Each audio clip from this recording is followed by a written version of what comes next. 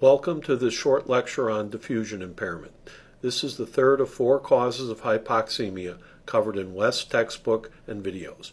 We will cover West's textbook figure 3-3 in detail. Let's review the basic model of gas exchange. This is a figure taken from a West video.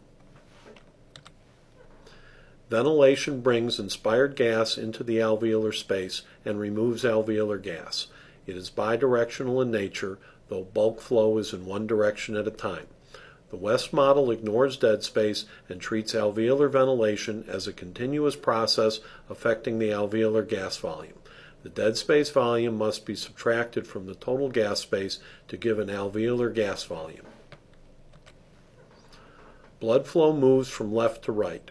Pulmonary arterial blood enters the capillaries, and pulmonary capillary blood exits into the pulmonary veins. As blood moves through the capillary, CO2 leaves the blood and enters the alveolar gas by diffusion. Likewise, oxygen leaves the alveolar gas and enters the blood by diffusion. Let's apply this model to a single gas exchange unit consisting of a pulmonary capillary and an alveolus. We will consider the airspace to be a single alveolus rather than the entire lung apparatus. The blood vessel will be a single pulmonary capillary perfusing the single alveolus. In this case, alveolar ventilation can be properly viewed as a continuous process since transport is by diffusion rather than convection.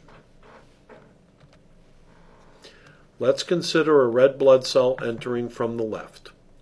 The color is blue to represent mixed venous blood with low PO2. We will not be looking at CO2 transport, so we will only look at the transport of oxygen. Oxygen will diffuse from alveolar gas into the pulmonary capillary blood. The rate of diffusion will depend on the oxygen content of the RBC.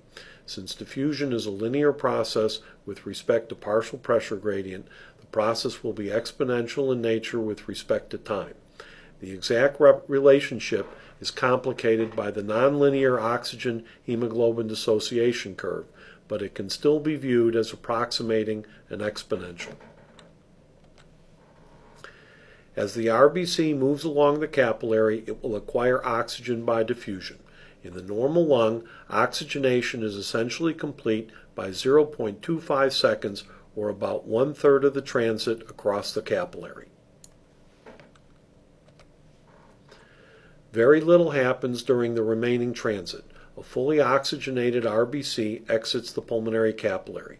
There is essentially zero gradient of oxygen between alveolar gas and end capillary blood. Here is the micrograph of normal human lung used in the West videos. Note the thin capillaries and the thin alveolar walls. The diffusion distance is small, and diffusion is essentially complete.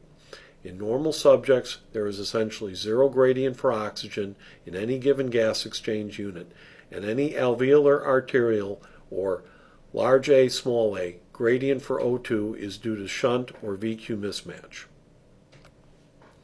Here is West figure 3-3. Note the curve representing the normal condition at rest. The oxygen level in the RBC rises very quickly to the level of alveolar gas.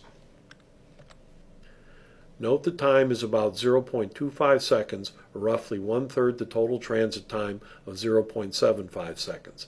It takes roughly 0.75 seconds for each RBC to transit the pulmonary capillary, and oxygenation is essentially complete in 1/3 of the transit.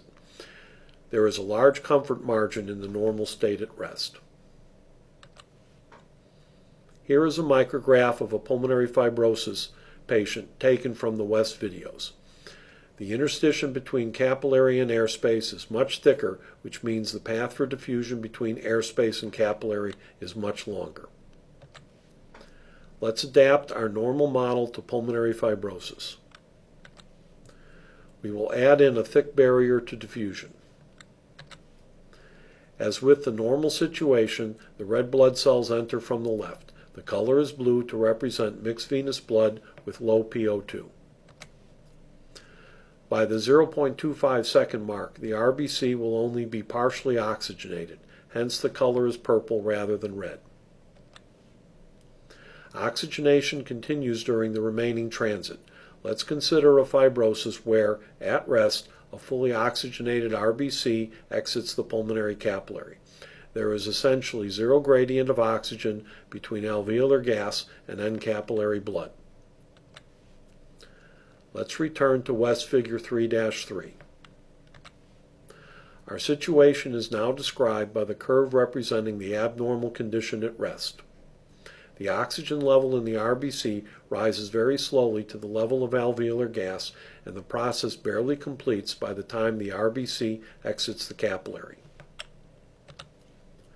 Note the time is the full 0.75 seconds that it takes for each RBC to transit the pulmonary capillary. There is no longer any comfort margin in this abnormal state at rest. Let's examine the effect of exercise. We are now taking a small window of the diffusion curve and making it the entire picture. Exercise increases cardiac output, which increases the velocity of the RBC as it moves through the capillary. This means that the RBC spends less time in the capillary. Let's consider an increase in cardiac output that decreases capillary transit time to 0.25 seconds. In the normal condition, even with a much reduced transit time, the RBC is fully oxygenated. The human lung is structured in such a way that incomplete diffusion is rarely, if ever, seen. Even in elite athletes, arterial O2 does not decrease due to diffusion limitation. The abnormal condition is much different. Although the RBC can be fully oxygenated at rest, the shortened time for transit during exercise is insufficient for complete oxygenation. It is very common for patients with pulmonary fibrosis to exhibit a normal PO2 at rest and demonstrate profound desaturation with even minimal activity. This concludes this lecture.